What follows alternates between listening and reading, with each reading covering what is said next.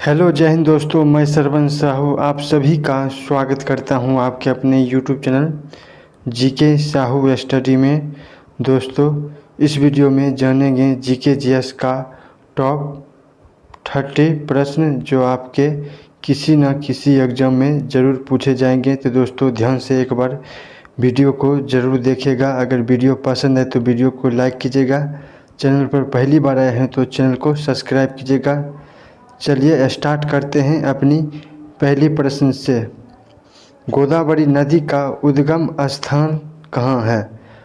तो गोदावरी का जो नदी का उद्गम स्थल है वो हो जाएगा त्र्यंबकेश्वर, नासिक, महाराष्ट्र में है गोदावरी नदी। आपका राइट आंसर हो जाएगा ऑप्शन नंबर ए, जो बिल्कुल सही जवाब हो जाएगा। चलिए अगली प्रश्न की ओर बढ़ते हैं। कौन सी झील उल्कापिंड झील के नाम से प्रसिद्ध है? तो दोस्तों, लोनार झील एक ऐसी झील है जो उल्कापिंड झील के नाम से प्रसिद्ध माना जाता है। आपका राइट आंसर हो जाएगा ऑप्शन नंबर ए, जो बिल्कुल सही जवाब हो जाएगा। चलिए अगली प्रश्न की ओर बढ़ते हैं। विश्व कप क्रिकेट का पहला विजेता कौन था? तो दोस्तों, विश्व कप क्रिकेट का जो पहला विजेता है वो हो जाएगा वेस्ट इंडीज, जो विश्व कप का क्रिकेट का पहला विजेता है। आपका राइट आंसर हो जाएगा ऑप्शन नंबर सी, जो बिल्कुल सही जवाब हो जाएगा। चलिए अगली प्रश्न की ओर बढ़ते हैं। गोदान किसने लिखा है? तो दोस्तों, गोदान जो लिखा है बंकिम चंद्र चट्टोपाध्याय जी ने लिखे हैं। ऑप्शन नंबर सी, जो बिल्कुल सही जवाब हो जाएगा। चलिए अगली प्रश्न की ओर बढ़ते हैं। कबड्डी खेल का उद्गम किस देश में हुआ है? तो दोस्तों, कबड्डी खेल का जो उद्गम देश में हुआ है वो भारत देश में सबसे पहले कबड्डी खेल भारत देश में हुई है। ऑप्शन नंबर बी, जो बिल्कुल सही जवाब हो जाएगा। चलिए अगली प्रश्न की ओर बढ़ते हैं। मानव शरीर का नियंत्रक केंद्र कौन सा है? तो दोस्तों, मानव शरीर का जो नियंत्रण केंद्र है वह मस्तिष्क है। ऑप्शन नंबर बी, जो बिल्कुल सही जवाब हो जाएगा। चलिए अगली प्रश्न की ओर बढ़ते हैं। भारत की सबसे प्राचीन नदी कौन सी मानी जाती है? तो भारत का जो सबसे प्राचीन नदी मानी जाती है सरस्वती नदी है। आपका राइट आंसर हो जाएगा ऑप्शन नंबर ए, बिल्कुल सही जवाब हो जाएगा। चलिए अगली प्रश्न की ओर बढ़ते हैं। ध्वनि किस प्रकार की तरंग है? तो दोस्तों, ध्वनि किस प्रकार का तरंग है? ध्वनि हो जाएगा अनुदैर्घ्य तरंग है। ऑप्शन नंबर बी, जो बिल्कुल सही जवाब हो जाएगा। चलिए आपका अगला प्रश्न है।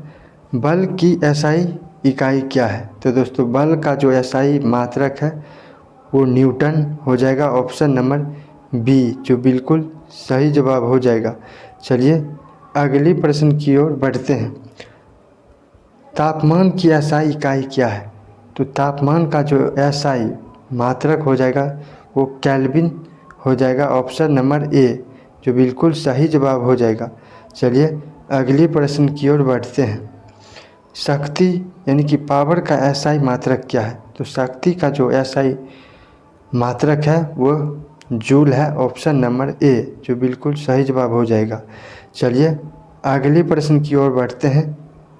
डिस्कवरी ऑफ इंडिया लेखक कौन है? तो दोस्तों, डिस्कवरी ऑफ इंडिया के लेखक हो जाएगा पंडित जवाहरलाल नेहरू जी हैं। ऑप्शन नंबर बी, जो बिल्कुल सही जवाब हो जाएगा।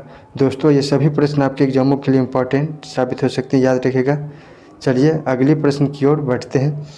ऊर्जा की एसआई मात्रक क्या है? तो दोस्तों, ऊर्जा का जो एसआई मात्रक है वो जूल है। ऑप्शन नंबर बी, जो बिल्कुल सही जवाब हो जाएगा। चलिए अगले प्रश्न की ओर बढ़ते हैं। कार्य की एसआई मात्रक क्या है? तो दोस्तों, कार्य का जो एसआई मात्रक है वो जूल है। ऑप्शन नंबर ए, जो बिल्कुल सही जवाब हो जाएगा। चलिए अगले प्रश्न की ओर बढ़ते हैं। आनंद मठ के लेखक कौन है? तो दोस्तों, आनंद मठ के जो लेखक है वो हो जाएगा बंकिम चंद्र चट्टोपाध्याय हो जाएगा ऑप्शन नंबर ए, जो बिल्कुल सही जवाब हो जाएगा। चलिए आपका अगला प्रश्न है, माइक्रोफोन किससे विद्युत संकेत को बदलता है? तो माइक्रोफोन जो है विद्युत संकेत में बदलता है, वो ध्वनि से माइक्रोफोन विद्युत संकेत में बदलता है। ऑप्शन नंबर सी जो बिल्कुल सही जवाब हो जाएगा। चलिए अगली प्रश्न की ओर बढ़ते हैं। पाचन क्रिया का अधिकांश भाग कहाँ होता है? तो दोस्तों पाचन क्रिया का जो अधिकांश भाग होता है छोटी आंत में पाचन क्रिया का अधिकांश भाग होता है। ऑप्शन नंबर बी जो बिल्कुल राइट हो जाएगा।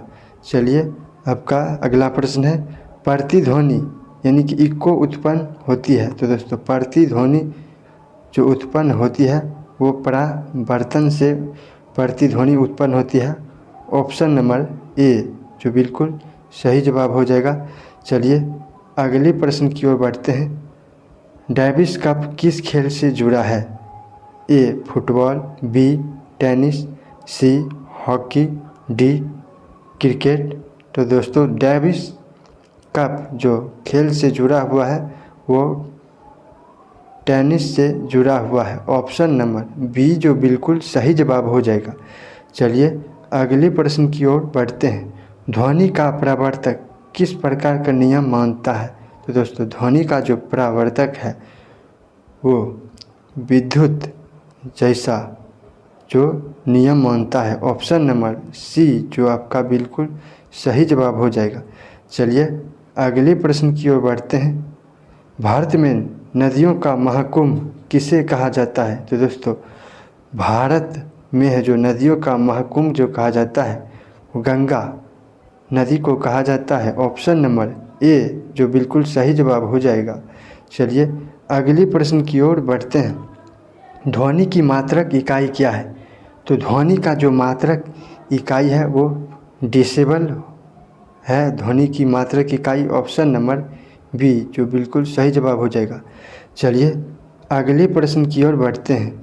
ट्रेन टू पाकिस्तान किसने लिखी है? तो ट्रेन टू पाकिस्तान जो लिखी है वो खुशवंत सिंह ने ट्रेन टू पाकिस्तान लिखे हैं। ऑप्शन नंबर बी जो बिल्कुल सही जवाब हो जाएगा। चलिए अगली प्रश्न की ओर बढ़ते हैं। ध्वनि की गति सबसे अधिक किसमें होती है? तो दोस्तों ध्वनि का जो गति सबसे अधिक होती है वो ठोस वस्तुएं में होती है। ऑप्शन नंबर सी जो बिल्कुल सही जवाब हो जाएगा। चलिए अगले प्रश्न की ओर बढ़ते हैं। ध्वनि की ऊंचाई किस पर निर्भर करती है? तो दोस्तों ध्वनि की जो ऊंचाई जो निर्भर करती है वो उसके आवृत्ति पर निर्भर करती है। ऑप्शन नंबर बी जो बिल्कुल सही जवाब हो जाएगा। चलिए अगले प्रश्न की ओर बढ़ते हैं। ध्वनि तरंगों को किससे मापा जाता है? तो दोस्तों ध्वनि तरंगों को मापा जाता है वह हर्ट्ज द्वारा मापा जाता है। ऑप्शन नंबर सी बिल्कुल सही जवाब हो जाएगा। चलिए आपका अगला प्रश्न है, लाल रक्त कणिकाओं का निर्माण कहाँ होता है? तो दोस्तों लाल रक्त कणिकाओं का जो निर्माण होता है वह अस्थि मज्जा से होता है। ऑप्शन नंबर बी जो बिल्कुल सही जवाब हो जाएगा। चलिए अगली प्रश्न की ओर बढ़ते हैं। ध्वनि की तीव्रता किस पर निर्भर करती है? तो दोस्तों ध्वनि का जो तीव्रता जो निर्भर करती है वो हो जाएगा आयाम पर निर्भर करती है। ऑप्शन नंबर सी बिल्कुल सही जवाब हो जाएगा। चलिए सेकेंड लास्ट क्वेश्चन के बढ़ते हैं।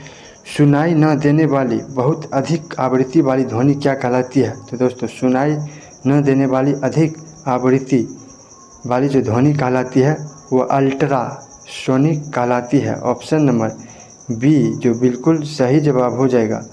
चलिए लास्ट क्वेश्चन की ओर बढ़ते हैं। भारत में नदियों का महाकुंभ किसे कहा जाता है? तो दोस्तों भारत में जो नदियों का महाकुंभ जो कहा जाता है वो गंगा नदी को कहा जाता है। ऑप्शन नंबर ए जो बिल्कुल सही जवाब हो जाएगा। चलिए लास्ट क्वेश्चन की बढ़ते हैं, यानी कि आपका HW है।